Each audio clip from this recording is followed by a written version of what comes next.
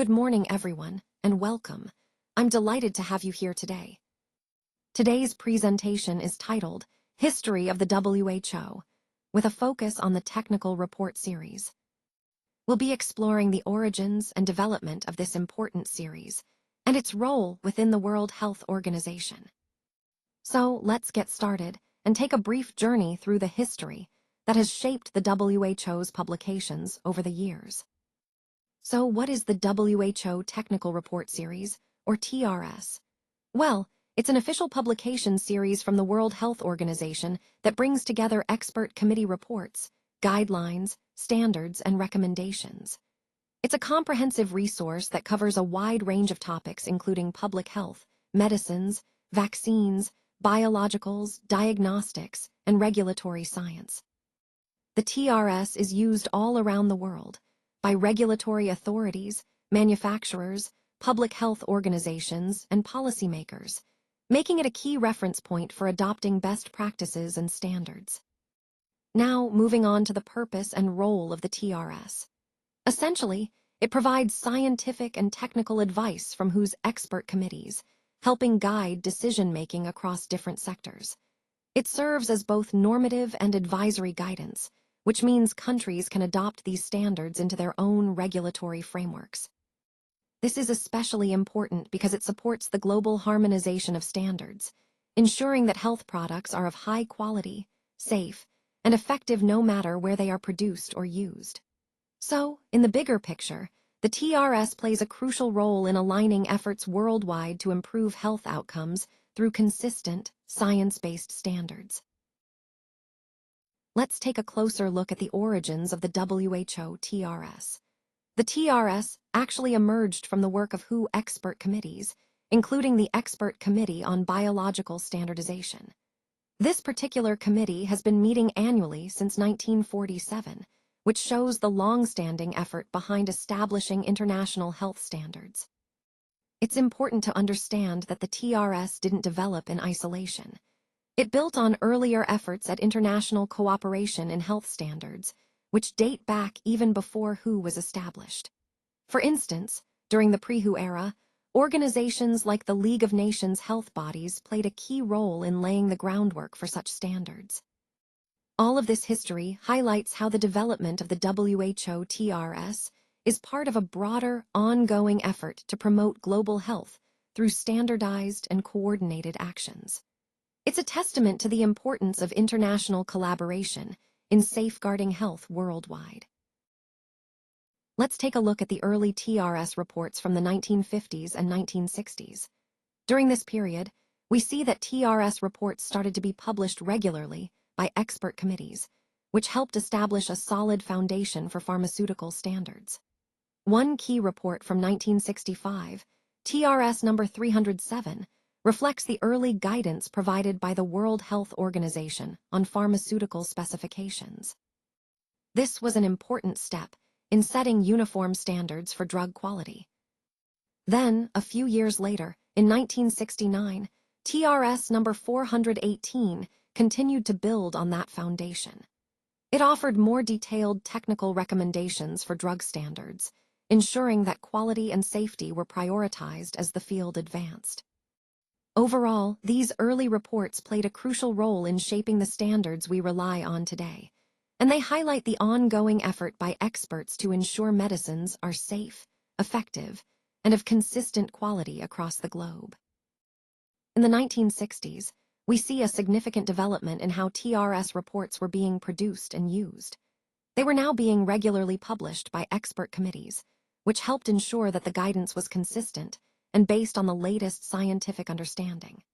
One key report from this period is TRS number 307 from 1965, which reflects the early guidance provided by the World Health Organization on pharmaceutical specifications. This was important because it set the foundational standards for drug quality and safety. Then, just a few years later, in 1969, TRS number 418 continued to build on that foundation, offering more detailed technical recommendations for drug standards. Overall, these reports from the 1950s and 1960s played a crucial role in shaping the early framework for quality assurance in pharmaceuticals, and they helped guide the global community toward more consistent and reliable standards. As we move into the next phase, the series of efforts really started to expand, with the WHO pushing harder for the development of global standards in medicines and public health. This was a crucial step because establishing these standards helped ensure the quality, safety, and efficacy of pharmaceuticals worldwide. For example, one of the key documents from 1975 is TRS number 567, which provided guidance from the Pharmaceutical Committee. This document helped set the framework for how medicines should be prepared and evaluated. Then, back in 1965, there was TRS 307, produced by the WHO Expert Committee on Specifications for Pharmaceutical Preparations. This committee focused specifically on defining what the standards for pharmaceutical preparations should be to maintain consistent quality. Following that, in 1969, TRS 418 came into play, issued by the Expert Committee on Drug Specifications, further refining the criteria and specifications needed for various drugs. And again in 1975, we see TRS 567, this time emphasizing pharmaceutical preparations and quality standards more broadly, reinforcing the global push for uniformity and safety. All of these efforts really highlight how, during the 1970s, the WHO was working tirelessly to grow and strengthen the infrastructure for drug quality standards. This period marked a significant growth in establishing reliable, universal benchmarks for medicines, which ultimately contributed to better health outcomes worldwide. In the 1990s, we saw a significant expansion as regulatory science continued to mature. During this period, TRS reports began to cover much more complex technical areas, reflecting the growing sophistication of the field. For example, TRS number 790 from 1990 focused on pharmaceutical standards, which are fundamental to ensuring drug quality and safety. Then, in 1992, TRS number 823 expanded on this by providing more detailed technical content aimed at both manufacturers and regulators, helping to bridge understanding and improve compliance. Moving forward to 1996, TRS number 863 offered even more detailed guidance, particularly for pharmacists and those involved in preparation, emphasizing the importance of precision and safety in pharmaceutical practices. Earlier, in the early 80s, we also see foundational documents like TRS 681 from 1982, which dealt with pharmaceutical and biological standardization, laying the groundwork for quality assurance. Then, in 1984, TRS 704 provided guidance on drug quality and control, reinforcing the importance of maintaining high standards throughout the drug development process. Overall, these reports demonstrate how the scope and depth of regulatory science evolved during the 1990s, enabling more precise standards and guidance across various specialized areas. This progression was crucial in supporting the overall goal of safeguarding public health through better regulation and scientific understanding. Now, moving on to reports in the 2000s, we see a continued effort by expert committees to address global regulatory norms. One of the key reports was TRS number 902 from 2002, which laid out expert-backed standards to guide the industry.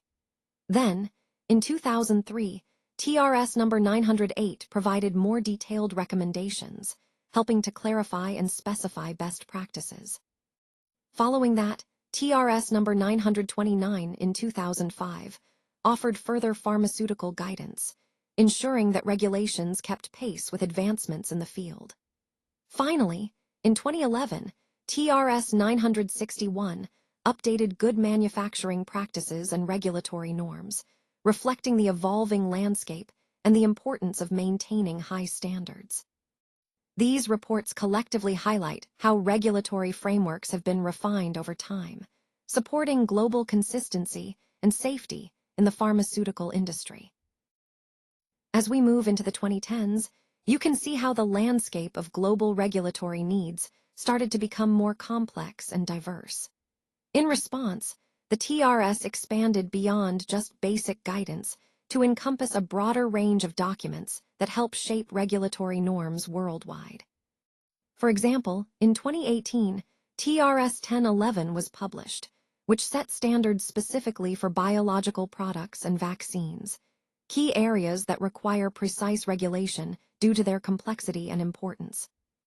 Then, in 2019, TRS 1015 provided a solid scientific foundation for regulating tobacco products, reflecting the evolving challenges in public health and product safety.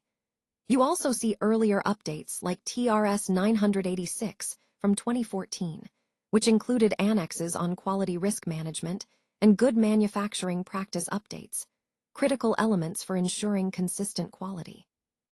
Later, in 2016, TRS 996 addressed stability testing and quality systems, emphasizing the importance of maintaining product integrity over time. Most recently, in 2020, TRS 1025 brought updates on pharmaceutical quality and GMP, showing how regulatory guidance continues to adapt to new scientific and technological developments.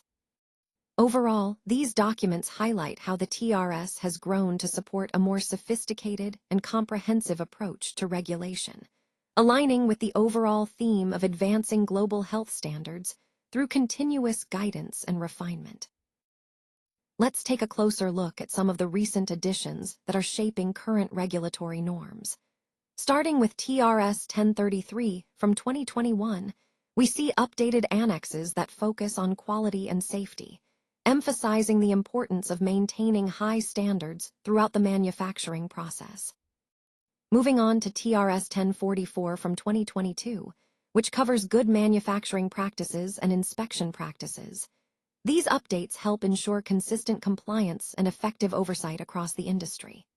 Then, there's TRS 1052 from 2024, addressing pharmaceutical specifications and biowaivers, which are crucial for streamlining approval processes without compromising quality. Finally, TRS 1060 from 2025 introduces collaborations on registration, nitrosamine control measures, and GMP requirements for excipients, reflecting a move toward more integrated and proactive regulatory approaches.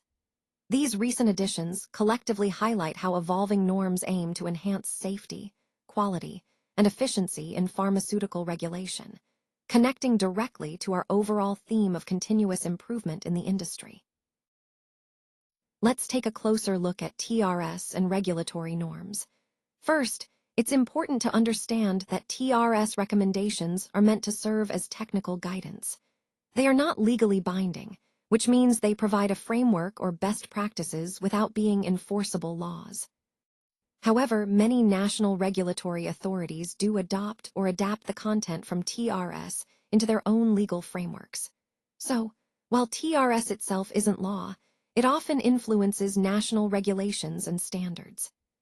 Additionally, TRS plays a significant role in guiding the World Health Organization's pre-qualification processes and post-market surveillance strategies. This influence helps ensure that products meet quality standards not just initially, but throughout their life cycle. Now, moving on to the scope evolution over decades, it's fascinating to see how these guidelines have developed and expanded over time. This evolution reflects the ongoing efforts to improve quality, safety, and efficacy in medical products worldwide. Understanding this progression is key to appreciating how TRS continues to shape regulatory practices and support global health initiatives.